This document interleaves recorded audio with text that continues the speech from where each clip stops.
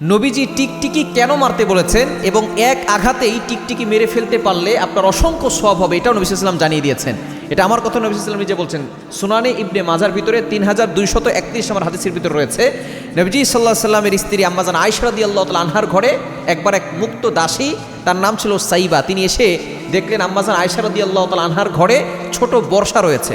তখন তিনি জিজ্ঞেস করলেন, হে উম্মুল মুমিনিন, হে মুমিনদের মা, আপনার ঘরে এই ছোট বর্ষা কেন? তখন তিনি বলছেন, নাকতুলু বিহি হাদিহিল আউজাক, এটা দিয়ে আমরা টিকটিকি মারি। নবীজি সাল্লাল্লাহু আলাইহি ওয়াসাল্লাম আমাদেরকে টিকটিকি মারার নির্দেশ দিয়েছেন। তখন তিনি বললেন, এটা কেন মারার নির্দেশ দেওয়া হয়েছে? তখন নবী সাল্লাল্লাহু আলাইহি ওয়াসাল্লাম বলে দিয়েছেন, আম্মাজান আয়েশা রাদিয়াল্লাহু তাআলা আনহা বলছেন যে যখন ইব্রাহিম আলাইহিস সালামকে আগুনে নিক্ষেপ করা হয়েছিল, নমরুদ আগুনে নিক্ষেপ করেছিল, তখন কিন্তু সকল প্রাণীরা তাকে বাঁচানোর জন্য, কিভাবে ইব্রাহিম আলাইহিস সালামকে বাঁচানো যায় সেটার জন্য সকল প্রাণীরা হতভম্ব হয়ে গিয়েছিল। এমনকি ছোট ব্যাঙ সে পুকুরে গিয়ে তার মুখে যতটুকু পানি সে নিতে পারে ততটুকু পানি নিয়েছিল। এই পানি নিয়ে তখন তাকে জিজ্ঞেস করা হয়েছিল, তুমি এতটুকু পানি কেন নাও? বলে, ইব্রাহিম আলাইহিস সালামকে যে আগুনে নিক্ষেপ করেছে সে আগুনে দেওয়ার জন্য। তার মুখে যদিও পানি কম ছিল, তবে তার মনের ভিতরে অনেক ধরনের এত বড় আস্থা ছিল যে ইব্রাহিম আলাইহিস সালামকে তিনি বাঁচাবেন।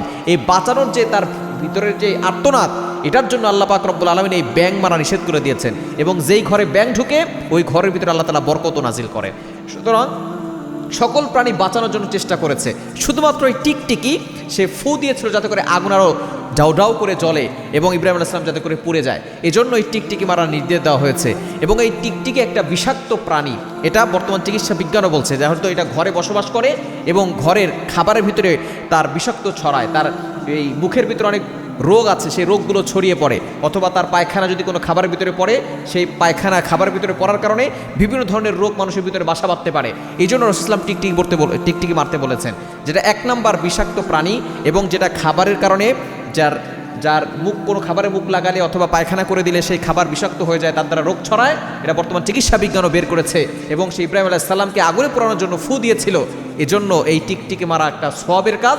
এবং আম্মাজান আয়েশা রাদিয়াল্লাহু তাআলা নিজেও মেরেছেন, যারা এক আঘাতে মারতে পারবে তাদের অসংখ্য সওয়াব হবে।